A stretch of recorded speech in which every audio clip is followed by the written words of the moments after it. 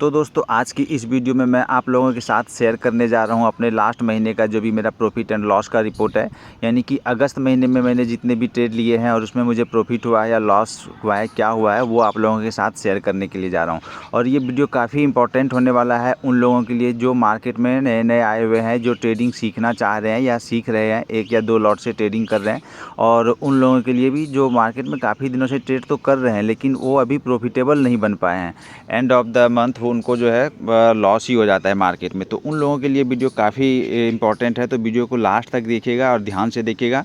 तो सबसे पहले मैं आप लोगों के साथ अपना जो भी 1 महीने का प्रॉफिट एंड लॉस का रिपोर्ट है वो शेयर करूंगा। और उसके बाद मैं आप लोगों को दिखाऊंगा कि एक प्रॉफिटेबल मतलब ट्रेडर बनने के लिए आपको क्या क्या गलतियां नहीं करनी पड़ती है, क्योंकि मार्केट में आपको क्या करना पड़ता है, कैसे ट्रेड लेना पड़ता है, ये तो सिखाने वाले बहुत हैं। और जो लोग मार्केट में ट्रेड कर रहे हैं उनको ये सब कुछ पता होता है।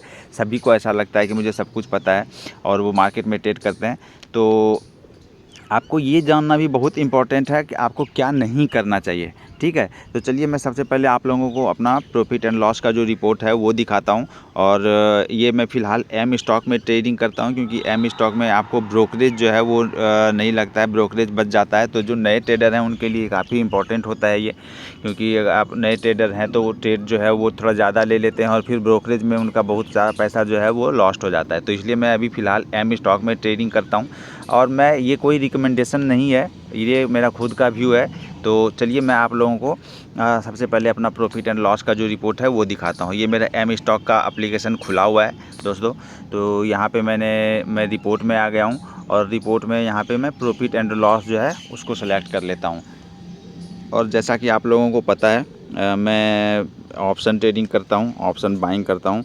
तो यहाँ पे जो सेगमेंट है उसमें मैं फ्यूचर एंड ऑप्शन को सिलेक्ट कर लेता हूँ। और जो डेट जो है इस डेट को मैं लास्ट 30 डेज कर दूं या कस्टम डेट में जाकर के मैं सेलेक्ट कर लेता हूं अगस्त 1 से। आज 31 अगस्त है, तो 1 अगस्त से आज 31 अगस्त है, तो आज तो मार्केट क्लोज है, फिर भी चलिए मैं 31 ही रहने देता हूँ। 31 अगस्त 1/8/2024 से 31/8/2024, यानी कि पूरे अगस्त महीने का ये जो भी मेरा ट्रेड का हिस्ट्री है, जो भी मेरा प्रॉफिट एंड लॉस का रिपोर्ट है वो यहाँ पे आप लोगों के सामने आने वाला है। तो चलिए मैं कर देता हूँ सबमिट। और अभी आप यहाँ पर देख रहे होंगे कि 13,345 रुपये का मेरा कुल प्रॉफिट जो है वो यहाँ पे आपको दिख रहा होगा। और इस पूरे महीने में मैंने कितने ट्रेड किए हैं, चलिए आपको मैं वो भी दिखाता हूँ कि इसमें मेरे कितने ट्रेड प्रॉफिट के हैं और कितने ट्रेड लॉस के हैं। तो सबसे पहले मैं आपको लॉस वाले ट्रेड जो है वो गिनती करके दिखाता हूँ। दोस्तों ये काफ़ी इंपॉर्टेंट है, मैं आप लोगों को ये इसलिए दिखा रहा हूँ क्योंकि इसी से आप लोगों को सब कुछ समझ में आएगा कि आप प्रॉफिटेबल या जो भी लोग प्रॉफिट में हैं उनके लिए तो कोई बात नहीं, बहुत अच्छी बात है। पर जो लोग ट्रेड लेते हैं पर वो प्रॉफिट में नहीं क्लोज कर पाते हैं, उनके लिए ये काफ़ी इंपॉर्टेंट है। तो सबसे पहले मैं आप लोगों को जो मेरे लॉस वाले ट्रेड हैं उसकी गिनती कराता हूँ। देखिए ये मेरा जो लॉस वाला ट्रेड है मैं उसको गिन रहा हूँ। 1 2 3 4 5 6 7 8 9 10 11 12 13 14 15 16 17 18 19 20 21 22 23 24 25 26 27 28 29 30 31 32 33 और 34। अगर आप देखेंगे तो इस पूरे महीने में मैंने 34 ट्रेड लिए हैं जो कि मेरे लॉस में गए हैं, बड़े और छोटे सारे मिला करके। अब मैं आप लोगों के सामने अपने प्रॉफिट वाले जो ट्रेड हैं उसकी गिनती करता हूँ। 1 2 3 4 5 6 7 8 9 10 11 12 13 14 15 16 17 18 19 20 21 22 23 24 25 26 27 28 29 30 31 32 33। तो सब मिलाकर के अगर आप देखेंगे तो मेरे 34 ट्रेड यहाँ पे लॉस वाले हैं और 33 ट्रेड मेरे प्रॉफिट वाले हैं। तो जो मेरा प्रॉफिट और लॉस का जो ये रेशियो है, आप देखेंगे जितने मैंने ट्रेड प्रॉफिट में लिए हैं उससे ज़्यादा ट्रेड मैंने लॉस वाले लिए हुए हैं। तो आप अगर देखेंगे तो विनिंग रेशियो जो है वो 50% से भी कम का यहाँ पे निकल कर के आ रहा है। यहाँ पे मैंने सारे ट्रेड जो है वो काउंट किए, बड़े और छोटे। तो आपको एक चीज़ समझ में आ गया होगा कि ये ज़रूरी नहीं है कि आपका जो प्रॉफिट वाला ट्रेड है उसकी मतलब आपका कितना परसेंट आपका विनिंग रेट होना चाहिए। विनिंग रेट जो है ये आपका कितना परसेंट है, ये आपका डिपेंड करता है कि आप अपने प्रॉफिट वाले ट्रेड में कितना प्रॉफिट निकालते हैं, और अगर आपका लॉस वाला ट्रेड है तो उसमें लॉस वाले ट्रेड में आप कितना लॉस लेते हैं। आपको अगर प्रॉफिटेबल होना है ना, तो सबसे पहले आपको ये चीज़ देखना पड़ेगा कि आपका नेचर ऑफ ट्रेडिंग जो है वो क्या है, आप किस प्रकार से ट्रेड कर रहे हैं। मान लेते हैं कि अगर आपने 10 ट्रेड लिए, तो आपको ये देखना पड़ेगा कि 10 ट्रेड में आपके जिस ट्रेड में आपको प्रॉफिट हुआ है वो आपको मैक्सिमम प्रॉफिट कितना तक दे सकता था। जैसे मान लिया जाए कि आपने 10 ट्रेड लिए, उसमें से आपने एक हज़ार जो है एक लॉट में अगर आपने बुक कर लिया, और आपने देखा कि उसमें 6 या 7 ट्रेड आपके ऐसे थे जो कि आपके 3-3 हज़ार तक दे सकते थे। तो आपको ये चीज़ डिसाइड करना पड़ेगा कि आपको अपना टारगेट जो है वो कितना बड़ा रखना है। उसके बाद आपको ये देखना पड़ेगा कि जो ट्रेड आपके लॉस में चले जाते हैं, अगर मान लिया कि आपको पता है कि मेरे जो ट्रेड मेरे जो लॉस में जा रहे हैं, उसमें अगर मैं अपना एसएल जो है वो 500 रुपये का दूंगा तो मेरे उसमें एसएल हिट हो जाएंगे। लेकिन अगर आपको लगता है कि वहाँ पे मैंने 10 में से अपने 10 ट्रेड के एसएल को अगर मैंने 1000 रुपये लगाया होता, तो वो जो मेरे 10 ट्रेड लॉस में गए हैं उसमें से मेरे सिर्फ 3 या 4 ट्रेड लॉस में जाते, 7 ट्रेड मेरे जो है वो प्रॉफिटेबल हो जाते। तो आपको ये चीज़ देखना पड़ेगा कि फिर आपको अपना लॉस जो है वो कितना रखना पड़ेगा। तो आपको अपना एसएल और आपको अपना टारगेट, ये आपको आपके ट्रेडिंग के नेचर के हिसाब से डिसाइड करना पड़ता है। आपकी एंट्री जो है वो कहाँ पे बनती है। जैसे आप लोग देखते होंगे कि मैं जो एंट्री करता हूँ वो बिल्कुल शार्प एंट्री होता है।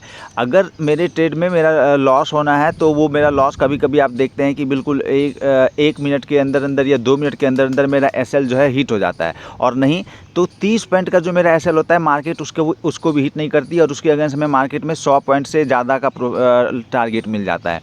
तो यहाँ पे जो है ये चीज़ इंपॉर्टेंट है। पहले मैं क्या करता था, एक ट्रेड में अपने 40 पॉइंट का 50 पॉइंट का एसएल रखता था और 100 पॉइंट का टारगेट रखता था। लेकिन मेरे जितने भी ट्रेड मेरे लॉस में जाने वाले थे ना, जो कि 30 पॉइंट का लॉस अगर उसने दे दिया मार्केट ने, तो वो मेरे 50 पॉइंट का लॉस मतलब एसएल जो है वो भी हिट कर रही थी। तो इसलिए मैंने अपना एसएल जो है उसे कम किया, 30 पॉइंट का जो है वो बना दिया।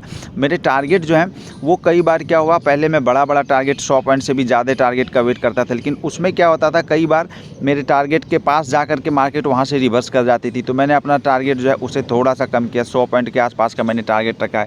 ऐसे फ्लो में कई बार निकल जाता है तो मैं उससे ज़्यादा भी ले लेता हूँ, लेकिन एक 100 पॉइंट के बाद का जो है 100 पॉइंट के आसपास का जब पहुँच जाता है तो फिर मैं एकदम रेडी रहता हूँ कि अब यहाँ पर मैं कभी भी बुक कर सकता हूँ प्रॉफिट अपने।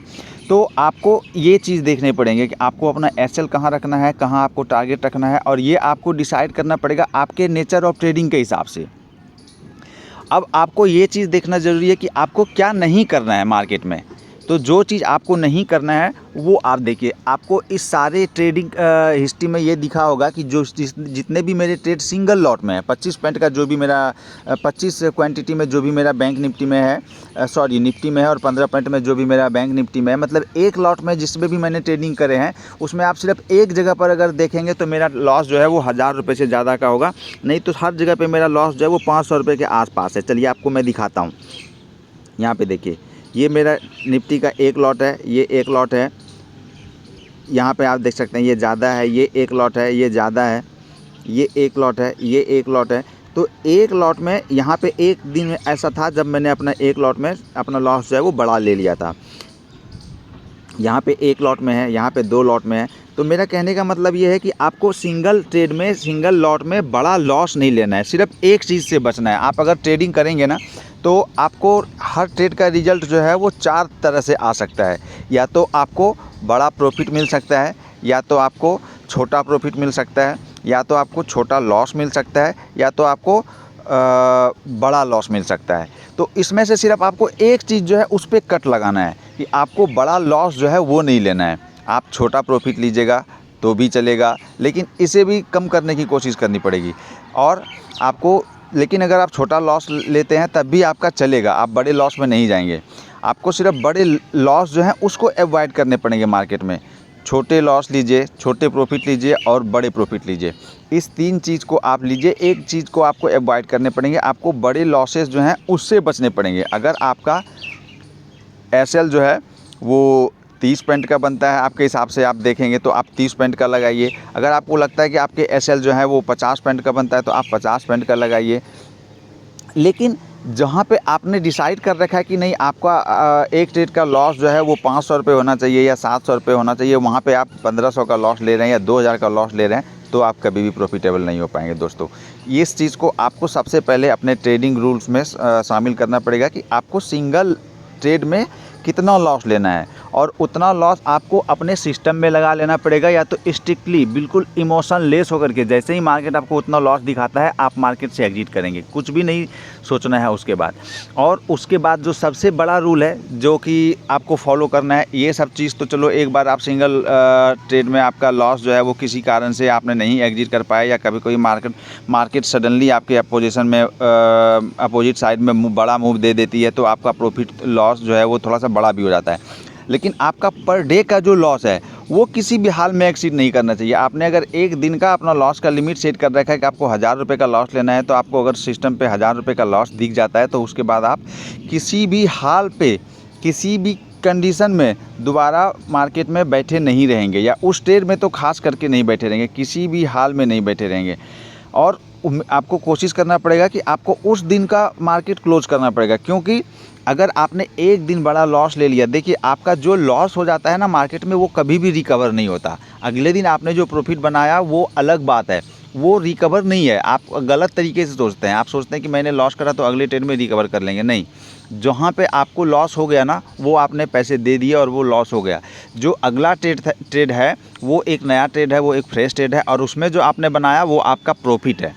तो सबसे पहली चीज़ ये है कि आपको अपने पर डे का जो लॉस है उसे डिसाइड करना पड़ेगा, और जैसे ही आपका लॉस का लिमिट एक्सीड करता है आपको उस दिन को क्लोज करना पड़ेगा। आपको ये सोचना पड़ेगा कि अगर मैंने आज लॉस इतने मेरे हो गए हैं, हो सकता है मेरा आज का दिन नहीं हो। कई बार ऐसा होता है आपका टारगेट जो है वो वहाँ से बिल्कुल 5 या 10 पॉइंट से मिस करके और मार्केट आपका एसएल खा जाती है।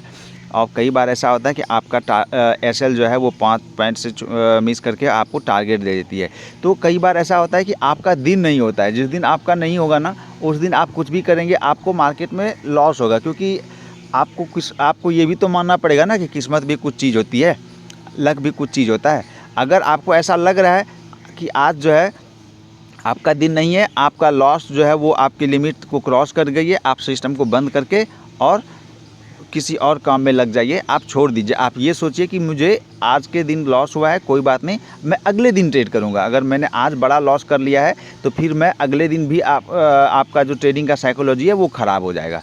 तो इसी तरीके से दोस्तों आपने कितना टाइम स्पेंड कर दिया मार्केट में इसका कोई भी वैल्यू नहीं है। आपने टाइम स्पेंड किया लेकिन आप उसके साथ साथ क्या सीख रहे हैं ये इम्पॉर्टेंट है। तो मैं उम्मीद करता हूं दोस्तों आप लोगों को मेरी वीडियो से सब कुछ जो चीज़ मैं आप लोगों को समझाना चाह रहा था वो समझ में आ गया होगा। तो अगर आप लोगों को मेरी बात समझ में आ गई तो आप लोग आगे से तो अपनी जो भी आप गलती करते हैं उसको सुधारने की कोशिश करेंगे। और अगर वीडियो अच्छी लगी तो वीडियो को लाइक करके और चैनल को सब्सक्राइब कर लीजिए। और मैं रेगुलर जो भी ट्रेड लेता हूं, जो भी मेरा प्रॉफिट या लॉस होता है वो यूट्यूब पे आप लोगों के सामने मैं डाल देता हूं, तो उसे देखा करिए। और अच्छा लगे तो वीडियो को लाइक करके चैनल को सब्सक्राइब करिए। दोस्तों मिलते हैं नेक्स्ट वीडियो में, तब तक के लिए धन्यवाद।